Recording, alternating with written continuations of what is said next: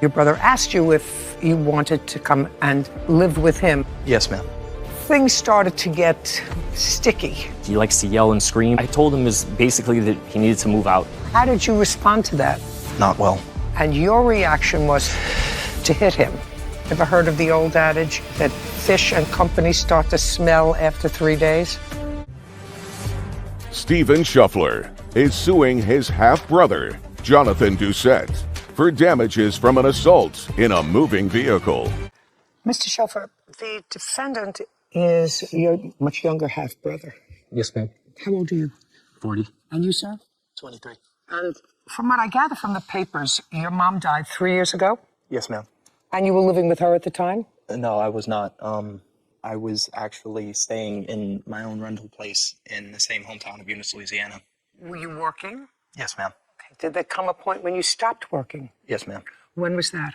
It was shortly after my relocation to Arcadia, Florida, and I was out of work for several months. So you relocated shortly after your mom died. In Florida, is that where your brother lived? No, he lives on South Beach. But also in Florida. Yes. And when you moved to Florida, from what I gather from the papers, things didn't go well for you. You lost your job. And your brother asked you if you wanted to come and live with him, at least temporarily. Yes, ma'am. You would say that's nice of him. Yes, ma'am. And who does your brother live with? His best friend, Ivan. And Ivan was okay with it. Yes, ma'am. So in what month and year did you pack up your things from Arcadia and move in with your brother? I actually do not have an exact recollection of that date and time. It was November of 2020. So right in the middle of COVID. Mm-hmm. What kind of house does your brother have? House, apartment? It's a condo. How many bedrooms? 1. Where did you sleep? On the sofa. So it was clear then that you're a grown man, he's a grown man, he's got a roommate. I assume you split the costs of the apartment with the roommate? He's my partner. Do you split the costs? No. You don't? Who pays the rent? He does. He pays the mortgage and everything. So he pays all of the expenses. By the way, how was your partner with your brother moving in? He was happy with him coming. I mean, because, he thought it would be good for me and that it would be good for him because where he was living before, he was not living in very good conditions and not with a very good person. And from the day that I met the person he was living with before, I said, he's got to go. I didn't want him there anymore, So when the opportunity presented itself, I asked him to come live with me and he came.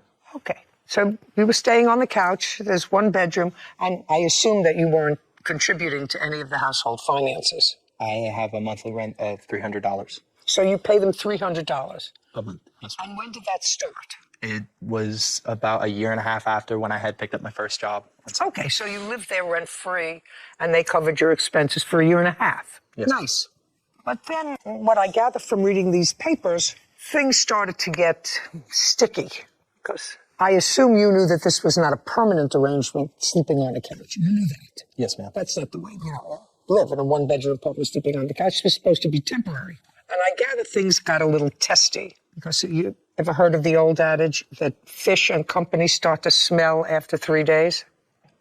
Ever hear that? Yeah. Yes, ma'am. Yes, ma'am. Well, now we're into your third year. And you both acknowledge that there was some arguing in the house after a period of time? Yes, ma'am. Yes, ma'am. Between the two of you? Yes, ma'am. Yes, ma'am. What about his partner? His partner was not involved in the argument. My partner he wouldn't tell him anything, but he would come to me anytime he did anything that he didn't like. I would have to hear about it. Okay. He's your brother, you take care of him. Yeah. Ah, got it. Yes, ma'am. So there had been one such argument, and then from what I'm reading, you had a doctor's appointment. Yes, ma'am. And there had been a little episode maybe the night before or the day before, so you thought maybe it would be a good idea for your brother to drive to the doctor's appointment where you could have a discussion with him. Yes, ma'am. And that was on the 15th of May of 2023. Yes, ma'am. So you want to tell me what happened that morning and getting into the car? Because it is your claim that your brother assaulted you and physically injured you during the course of that car ride to the doctor. That's what this case is about. Yes, ma'am. Okay. I was a little upset with Johnny because the night before he was yelling and cursing at me with the door open, and some of my neighbors came outside and they were looking at us and they were like, what's going on? And that became kind of common with him because he likes to yell and scream. I'm a very soft-spoken person. I don't yell and scream even when I'm mad. I stay very calm. And, my partner was complaining to me and we were kind of at odds with each other because of this over the last few years. I mean, when he comes home, he doesn't even talk. He just goes straight to his bedroom and closes the door. Like, My partner does. Oh. Like, he wasn't even talking to me. He was, very angry with me because of this, because he blames me in a way for how he behaved. Okay, so you were going to a hematology appointment. Did you ask your brother to join you, or did he? He wanted to come. He insisted on coming because he didn't want to be left home alone. And he usually would accompany me to the doctor's office anyway. Like, he would most always come with me. Even if we were not arguing, it didn't make a difference. He would almost always come with me. And so we started driving, and when we were in the express lane, and there's no way to stop in the express lane because there's no shoulder, when he opened the door and was saying he was going to jump out of the car. No, but you were arguing before that. What I was telling him, I told him is basically that Ivan had had enough, and that I had enough, and that he needed to move out. He needed to go back to his family in Louisiana, or he needed to make some other arrangement because I couldn't take the stress anymore. I had health problems at the time. Is that what he told you? Yes, ma'am. I just couldn't take it anymore because of the stress. How did you respond to that? Not well. Tell me what you did. We were having a discussion about what had happened the night before, after he had talked about him and Ivan having an issue with me. I mean, at the point of I wanted to go with him to the doctors to smooth this over. And more or less, it was to the point where he was just verbally berating me at that point. And it was... Did he tell you that both he and his partner wanted you to move and find a suitable place to live? Yes. And when he told you that, and you reacted badly, did you try to open the car door? Yes, ma'am. It was only a ruse, though. I just wanted him to stop. That was in your mind, that it was only a ruse. You asked him to stop. Your brother said, can't stop you. It's in an express lane. You're on a highway? Yes, ma'am. So you're going at least 50, 60 miles an hour on Parkway. And you went to open the car door. I'm going to ask you, at that point, you're pretending, but he doesn't know that you're pretending to open the car door. I want you to tell me what happened, Mr. Doucette. Well, when I opened the car door in order to make an attempt to have him cease the verbal beating that he was giving me, he reached over, and in my perspective, I thought he was violently grabbing me, and I acted on impulse. How did he grab you? By the shirt, by the hair? Elbow. So you're driving, so I assume his right hand grabbed you like this. Is that right? And grabbed your left elbow. Yes, ma'am. And your reaction was to hit him. Yes, ma'am. So you took your right hand and hit him. Where did you hit him? In between his eyebrows. Did the car stop? No. Kept going? Yes, ma'am. For how long? I imagine it was hardly 15 to 20 minutes before we got him to the hospital. Well, you got him to the hospital because he was bleeding? Yes, ma'am. Profusely. Do you have the hospital report, sir? Yes, ma'am. I'd like to see it because we already then have the fact that he put his hand on you, in all probability, to stop you because he thought you were going to jump out of the car. Your reaction was to punch him. That's what happened. It's not so crazy unusual.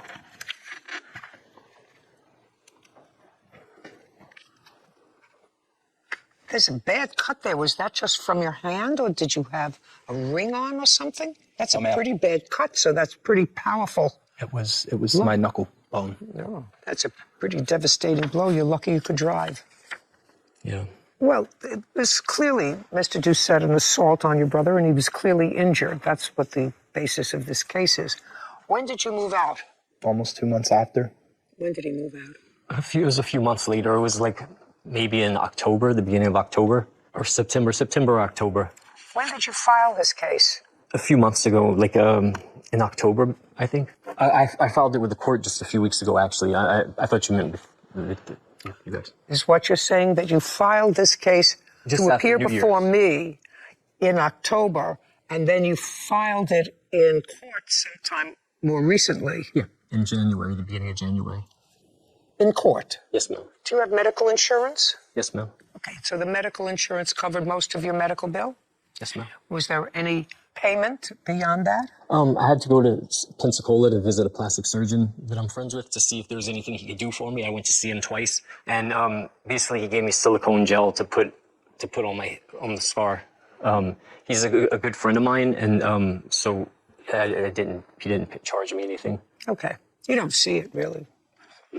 It's, As you get older, you find that you look at yourself a little less, or you put the mirror a little farther away.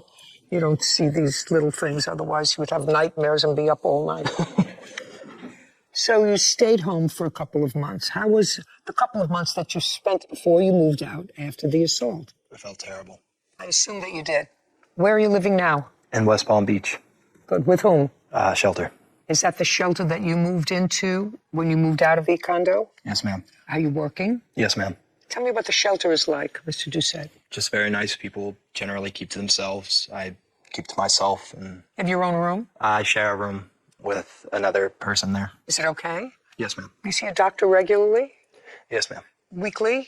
Weekly. Yes, ma'am. Weekly. Through the shelter? Yes, ma'am. Okay.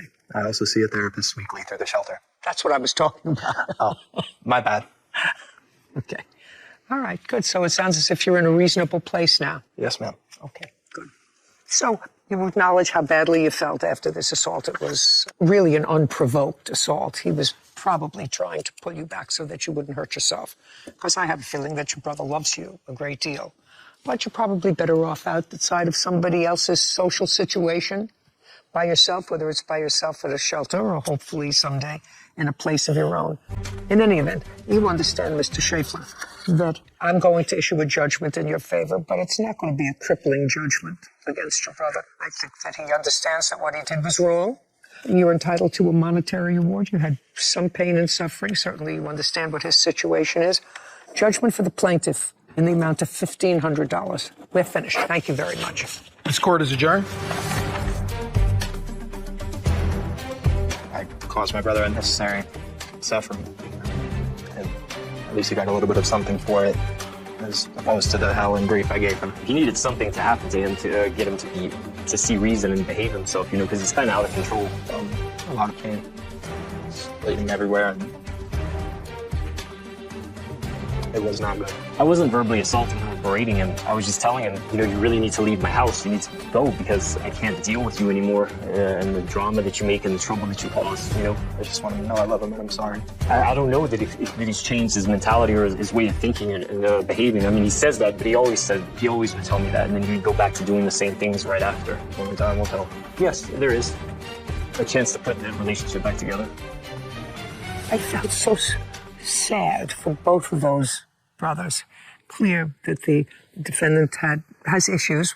His brother seems like a very nice young man, and he tried very hard to help his brother. One incident, though, can turn it all sour. Well, you know, I really don't think it did, Sarah. The defendant said he felt terrible. I said, how did you feel? It was 2 months. He said, I felt terrible. He knew he had just lost it for that moment. Yeah. And I'm sure that they love each other. Seems like he's on the path to getting the help that he needs and getting on the right track, though. So that's at least positive to see. Sad. But I think he has a supportive family. I still think that he's supportive of him, which is very mature, very grown up, and for the defendant, very